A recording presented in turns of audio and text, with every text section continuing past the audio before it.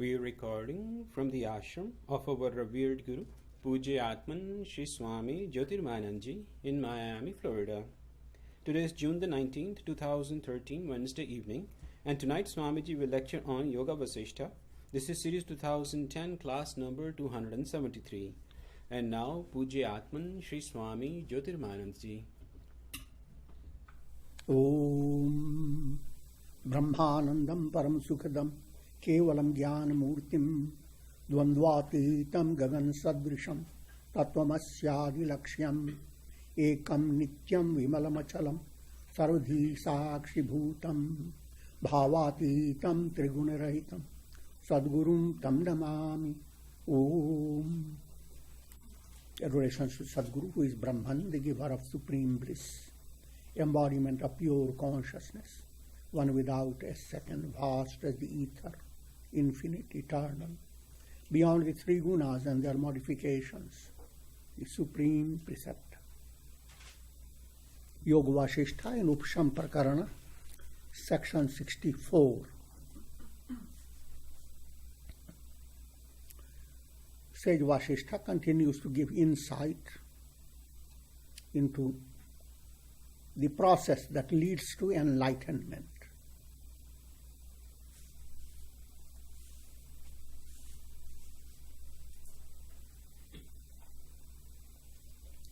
The most important point for an aspirant is to have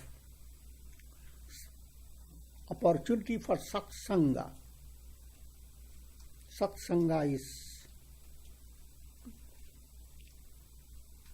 good association. But by good association, what is meant is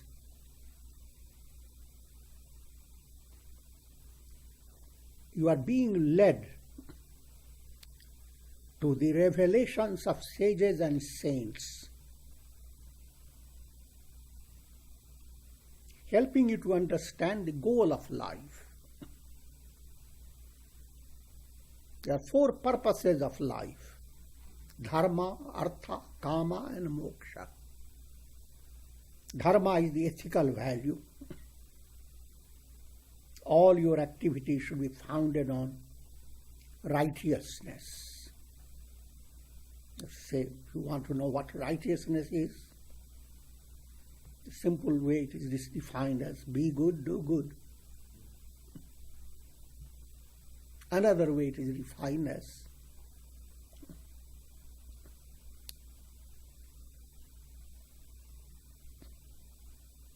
whatever hurts you hurts others also. So therefore,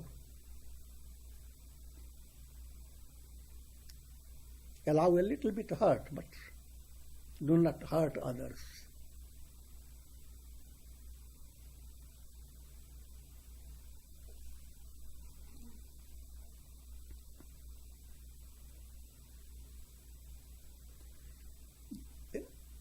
Next purpose of life, dharma, artha. Artha is material value,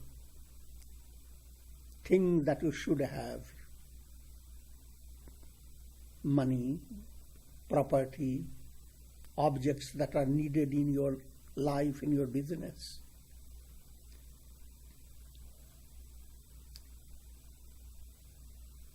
Called material value. The third point is called kama. Kama is vital value of life. Your role in society.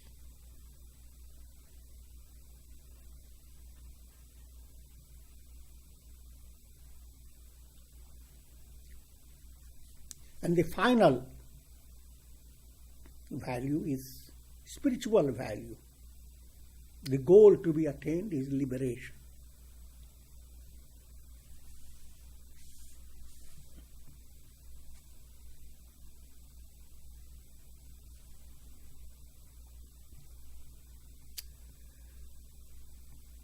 Satsanga enables you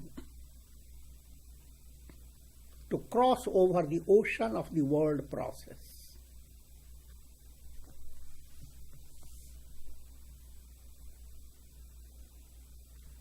There's saying of Sri Shankaracharya.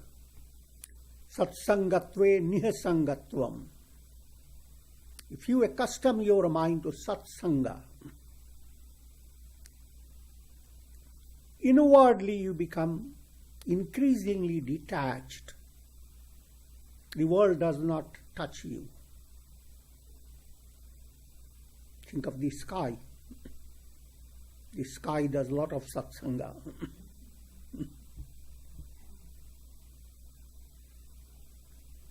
Clouds continue. The sky is unaffected. That should be the ideal in every individual. The I am awareness in you, essentially it is absolute self, Brahman.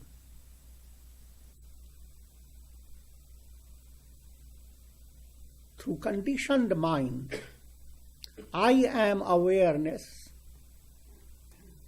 is like reflected sun. Mind plays the role of water.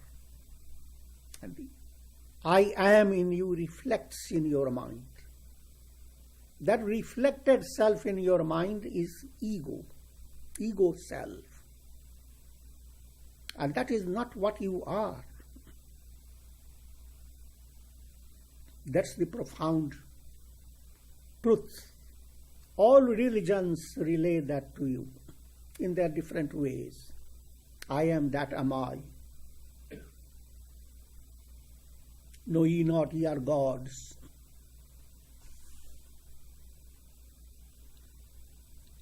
So, if satsanga enters the mind more and more, your mind becomes deeply involved in understanding who am I? And moving away from ego identity. Ego identity is absolutely shaky.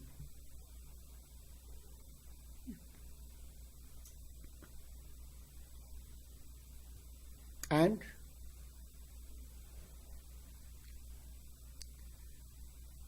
fleeting.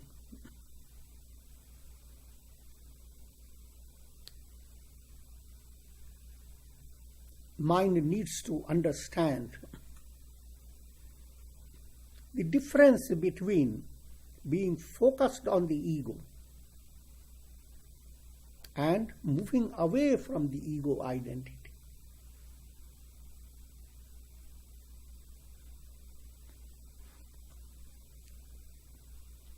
When you are in deep sleep, you move away from your ego identity.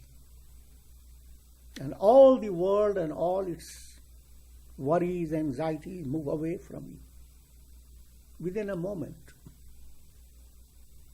But during lifetime, when you start worrying about worries and what are the causes of worries, you have to study volumes of books. And still you can't figure out. But when you go to sleep, just like magic, all have moved away. This point has to be understood and allow your mind to pursue it. That's possible under the guidance of those who are more authoritative, more who are saints and sages. That means that's the purpose of satsanga. Therefore, satsanga gives you satsangatve nihasangatvam.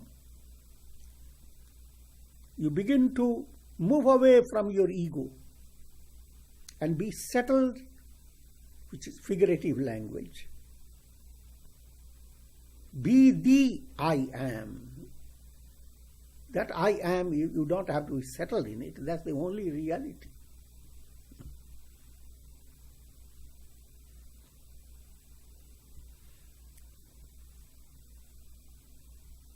When the reflected sun moves away from a bucket, and we can say figuratively, we get settled with the sun. It's figurative language. Sun is already there. The mind needs to have that profound understanding. And that's not one day's job. It's a process of constant listening, reflection. And integral yoga is involved in order to have profound insight. When you say integral yoga, means doing your duties well. That goes on purifying your heart. Karma yoga. Doing your prayers, japa, meditation, devotional meditation, all that. Bhakti yoga, the path of devotion. And then more specialized path of meditation, allowing the mind to flow towards the goal.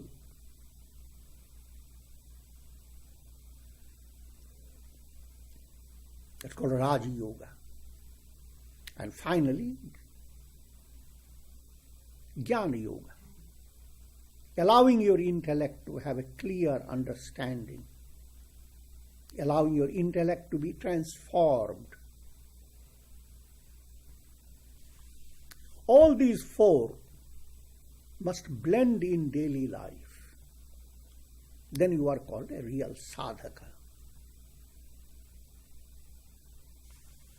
And that's called practice of integral yoga in life. That's the message of the Gita.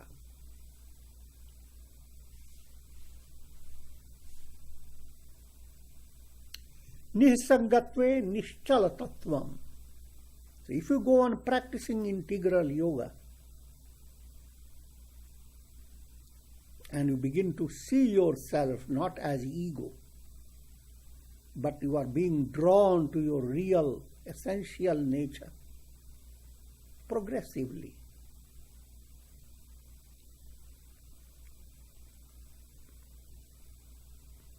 You discover that you are not dependent upon the world. Past that you experienced didn't touch you.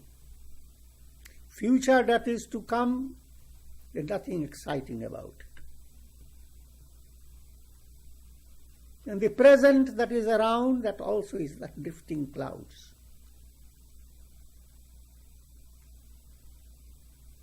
Therefore,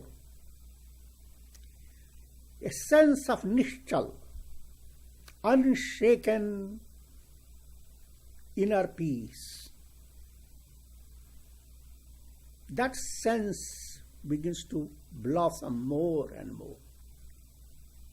When that happens, figuratively, you can describe it, you're coming closer to God. God has enfolded you in His divine love. Or the self-effulgent God, Brahman, is shine. Mind can give different versions, but versions are not, you don't have to go after literally.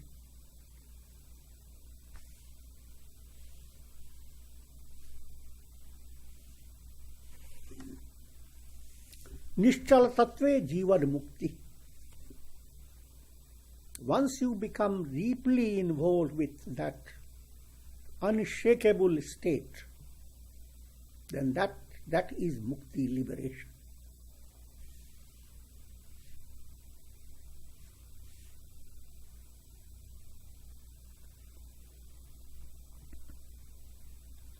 Your best friend is your own self.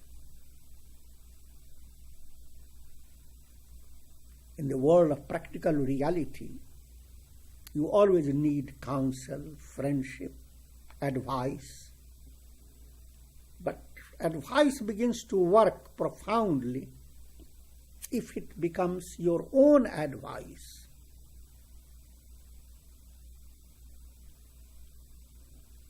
And how can that be possible? So if you are practicing your sadhana, the higher within you begins to inspire you. Now if you are discovering the friend within you, The higher self in you is your best friend. And when we say higher self, it is a progressive term. Higher and higher and higher you can advance.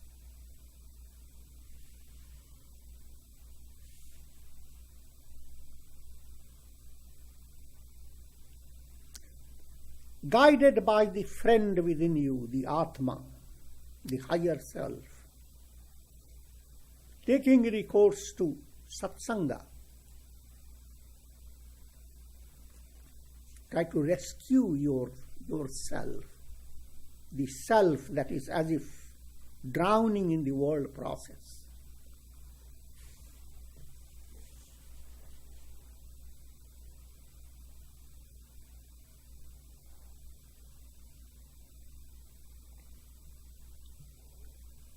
Taking recourse to your intellect, study of scriptures, and with the help of saintly personalities, sajjans, try to gain insight into who am I? What's the cause of pain? And just to give you a simple idea, there is a 7 chain of pain.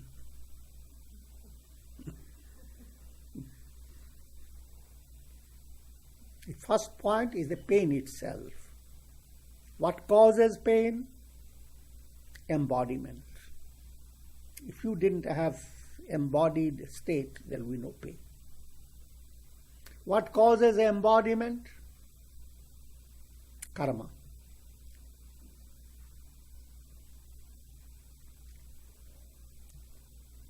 What causes karma? Mind that operates on the basis of raga dvesha, attachment and hatred.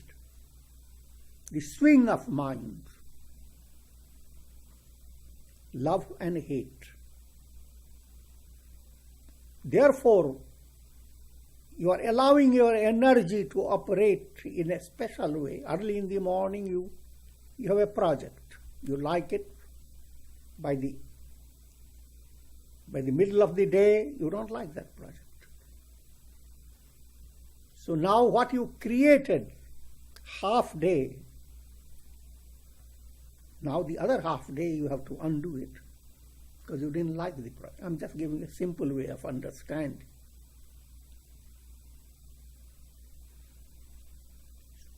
The soul becomes trapped by karma, constantly creating karmas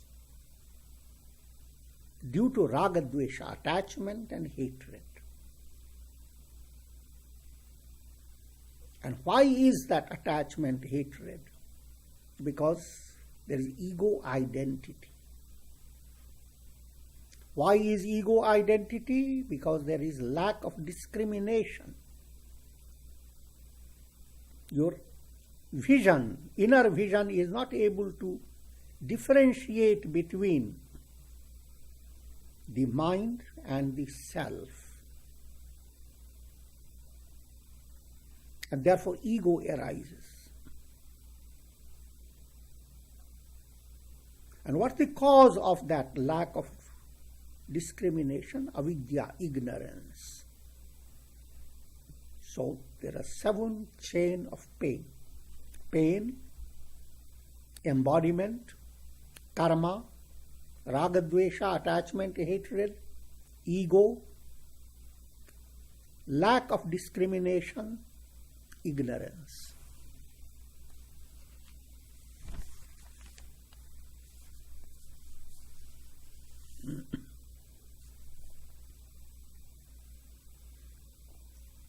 Do not allow yourself to be drowned in ignorance. And do not look up to people around you for saving you.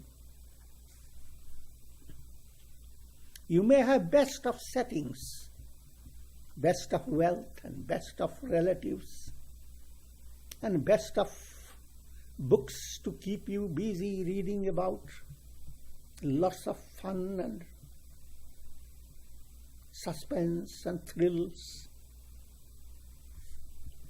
But all this will not help you. All this will not save you from sinking. In other words, spiritual movement is your responsibility. You don't have to think profoundly. Even in simple matters, you are hungry. You have to put the food in your mouth. Be responsible in the process of achieving it, extracting the nutrition, and all that. Can't look at friends and they help me now. Let this nourishment go to my heart.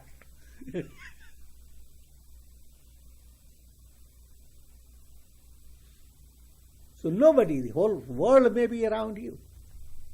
But when it comes to eating, your responsibility. When it comes to sleeping, it is your responsibility. When it comes to being happy, it is your attainment. You don't say to others, be happy for me.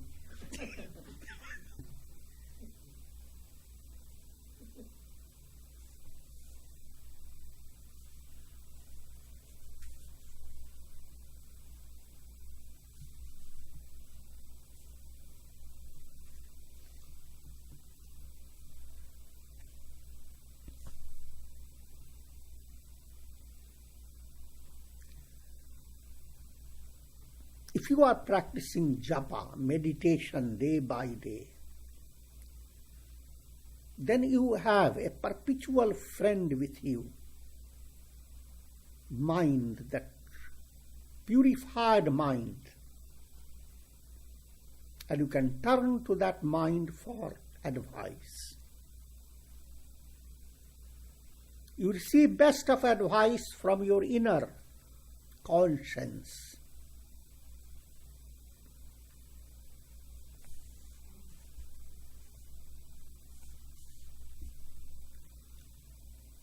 Another point has to be remembered. The Gita also mentions that. Arjuna asks, O Lord, mind is like wind. How to control the mind? It's always running. And Krishna says, by abhyasa and by vairagya, by repeated effort, direct your mind to prayer, japa, meditation, various sadhanas, repeatedly, day by day. That's called abhyasa. Satu dirghakal nairantarya satkara sevito, Raja Yoga defines it. Practice that is done for a long time. When you adopt any sadhana, do not limit it in your mind that I'm going to do for 5 days, and if it don't give me a benefit, I will give it up. Not so. Because sadhana is similar to your living. You never say to yourself, I'm going to eat for 5 or 10 days, and I don't want to go on doing the same boring thing all through my life.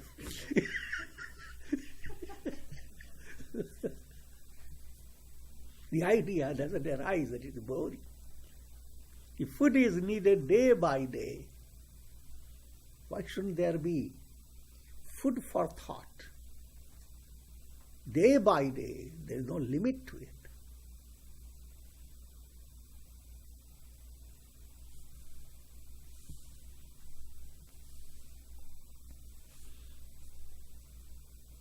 So that for one factor, dirghakal,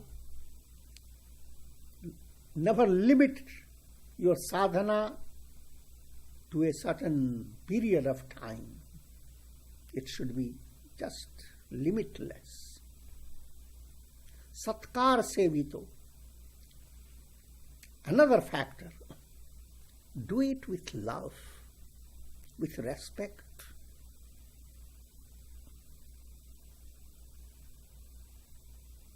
Thereby you are respecting yourself. What you are doing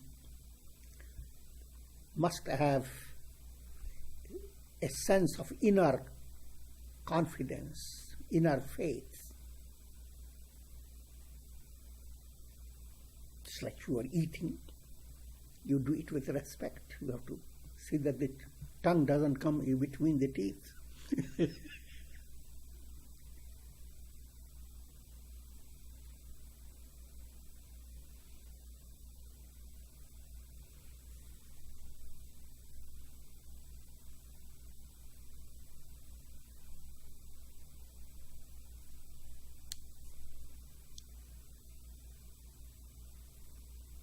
Now, along with abhyasa,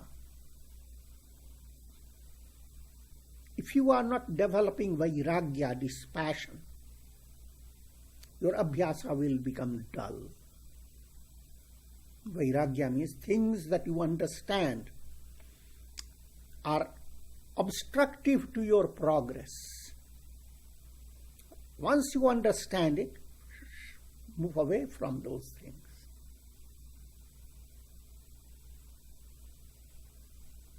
Go on gaining insight into the disease of raga, how attachments go on developing in a person. Attachment again can be of three types.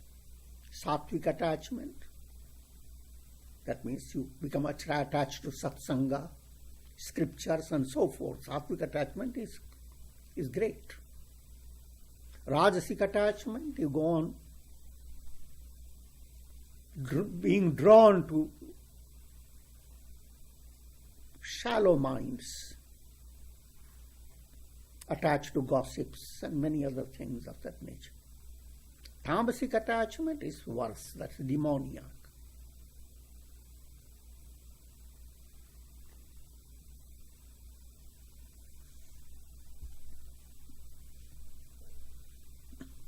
A parable is told to illustrate the point that both vairagya and abhyasa must be together. Once 4 Mathura Chaubes are priests, they eat a lot.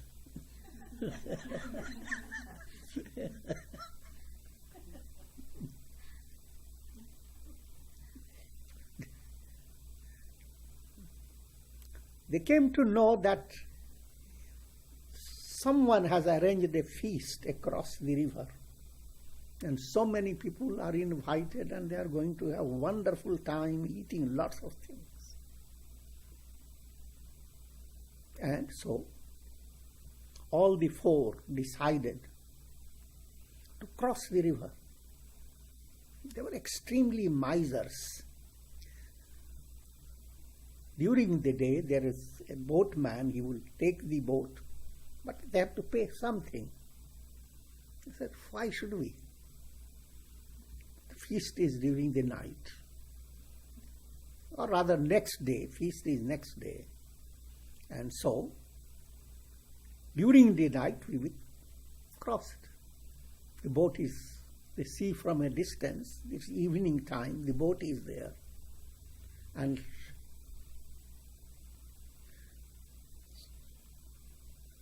accordingly, they enter into the boat, all the 4, and they settle down in the boat, and one of them begins to row the boat. He rows and rows and rows.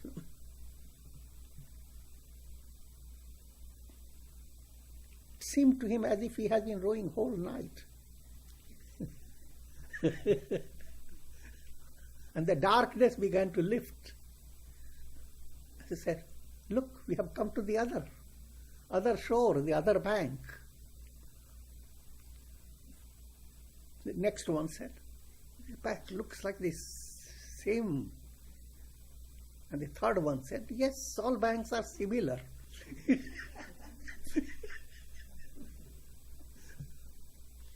But soon they started seeing similar people coming.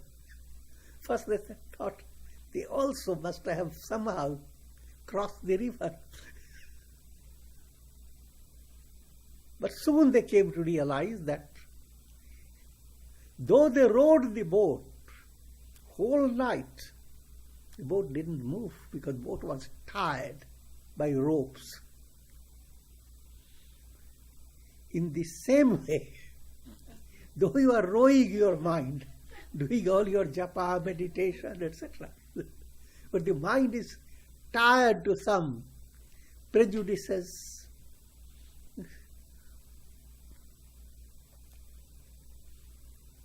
some foolish notions, and so forth. And you are not doing anything about it. Vairagya must develop. Your mind must move away from shallow values, childish values, in order to allow sadhana to lead you in a progressive manner. So abhyasa and vairagya together must be practiced.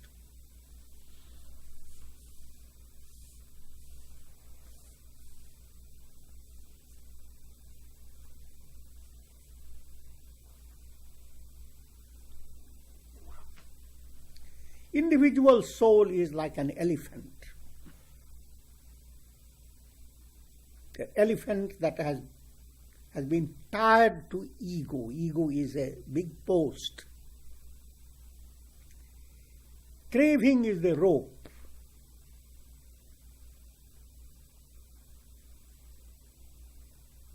And mind is the head of that elephant. It is believed that some elephants that are too wild and ichor flows from their head, something cracks and some juice comes out of it and makes the elephant terribly mad. That's a simile is being given about the soul that is not working for enlightenment.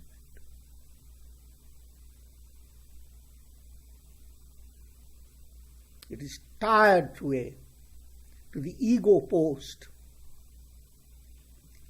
and the ropes are cravings, and negative karmas are like ichor, keeping the mind intoxicated. The birth-death process is the mire in which the elephant is caught.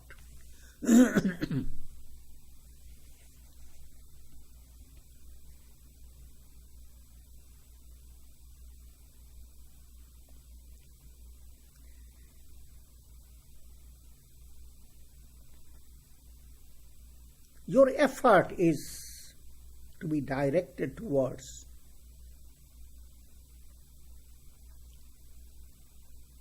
removing that post, ahamkar, ego. Once the ego that has been fixed is unfixed, taken out, now the elephant can move on, the soul can progress.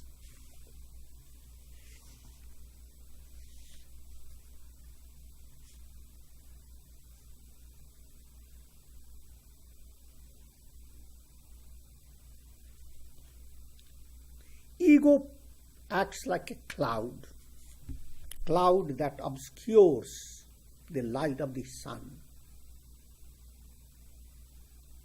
Spiritual movement is a progressive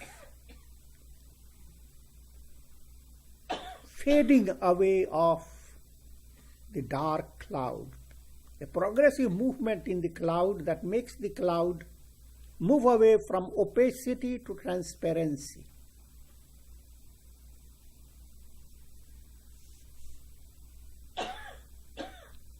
And Vasistha mentions the bhumikas. Bhumikas are different steps. There are 7 steps. They are highlights. First step, Shubhecha. It has dawned within your heart that your life has to be purposeful. And the purpose of life is to attain enlightenment. And therefore, you are ready to develop the qualifications. And what are the qualifications? Developing viveka, discriminative intellect. Vairagya, developing dispassion towards all that is unreal. A set of 6 virtues called Shat Sampat. Shama, serenity. Dhamma, control of senses. Uparati, not being focused on objects of desire. Perform your karmas, actions for purity of heart, not for building up karmas. That's called, term is called uparati, detached from the fruits of karmas. The next of those qualities is titiksha, ability to endure. There are times when, with all the best effort, it seems you are not succeeding. Nothing is happening. Keep yourself sustained, enduring it. Also, endurance in different contexts. Enduring hot and cold. Enduring praise and censure. Praise is easy to endure.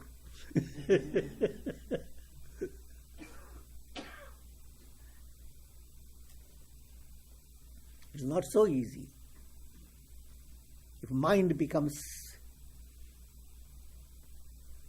too deluded by praise, and people live with that sense of thrill, and they wait to be praised.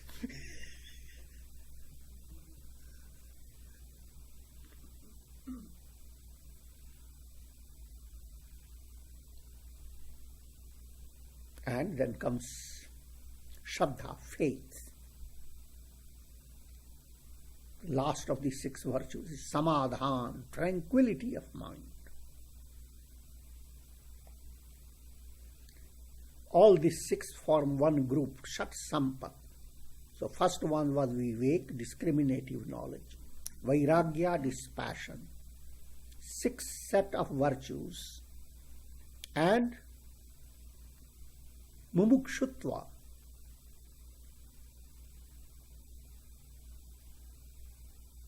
Mumukshutva is, now while I was talking about 6 set, the last of the 6 was Samadhan, tranquility of mind. And the 4th quality that you need to develop is aspiration for God realization, Mumukshutva. If you are developing these 4 qualifications, then you have placed your feet on the first rung called Shubhecha. Shubhecha will lead you to Vicharana. Vicharana is a reflective mind. A reflective mind without any stress. Just like if you have a good nose, it goes on smelling without any smell, stress. Reflective mind goes on smelling. Who am I?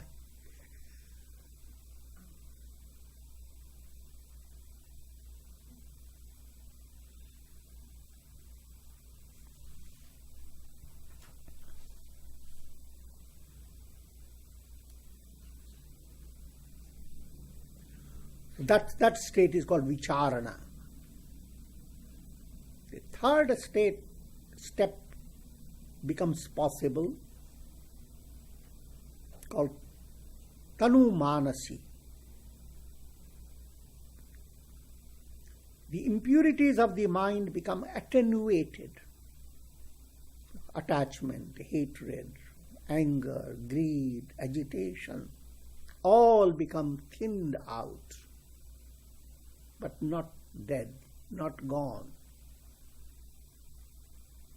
But if you continue with it, the fourth step starts.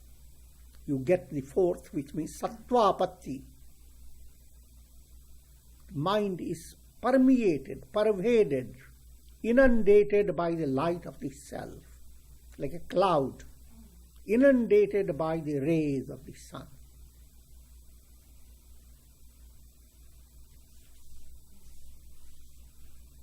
At this stage, one attains enlightenment. The stages that follow now, they are more for just giving you a description of how things will happen after. So the fifth stage is called asamsakti. As if you are in dreaming. The whole world is like a kind of a dream, but a good dream. And you know it's a dream. So it makes, the world becomes a kind of leela, a sport.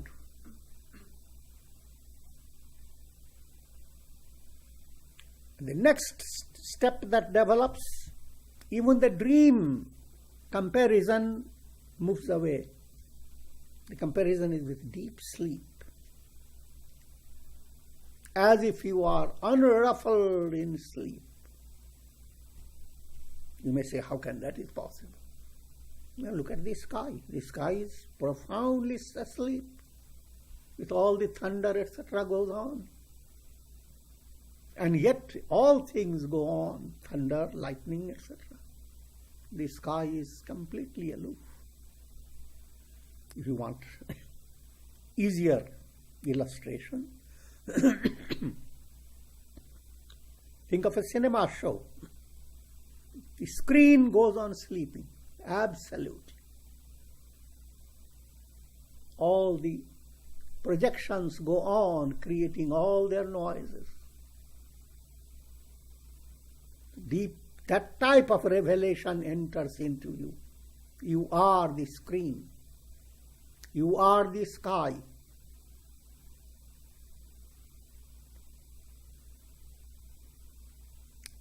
Unaffected by the world. The world is just illusions.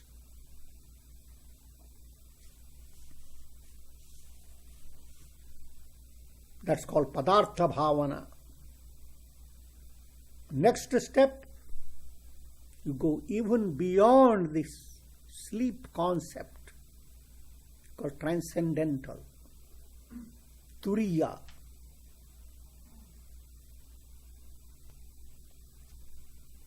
And this state climaxes all your attainment.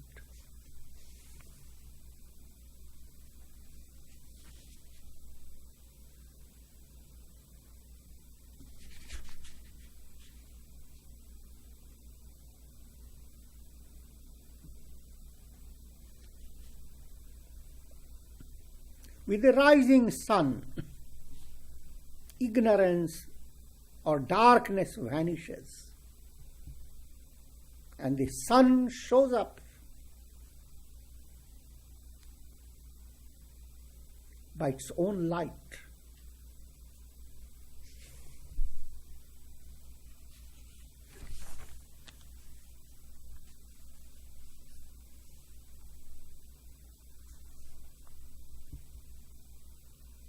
As ego begins to fade within you, you begin to experience increasing joy, increasing peace, increasing contentment, and shanti, rest.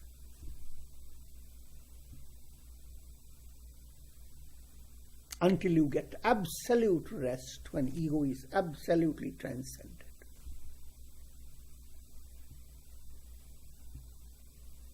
simple experience you have every day as you are going to sleep. Restful sleep comes to you when ego awareness moves away. But as long as you are aware of your ego and asking yourself, 5 minutes have gone, I am not sleeping. 50 minutes have gone and I am not sleeping. So long you are not in deep sleep.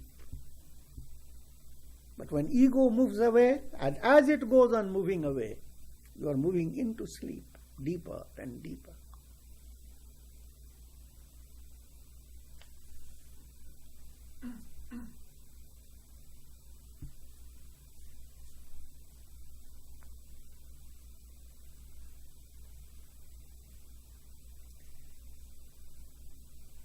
Profoundest state is like a river entering into the ocean.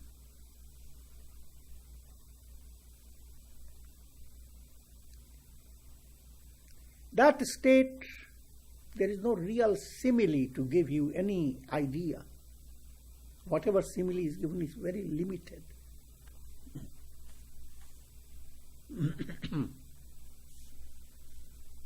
Because there is nothing in the world that can have any comparison with that absolute state.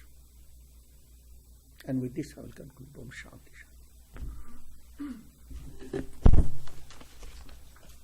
Shanti.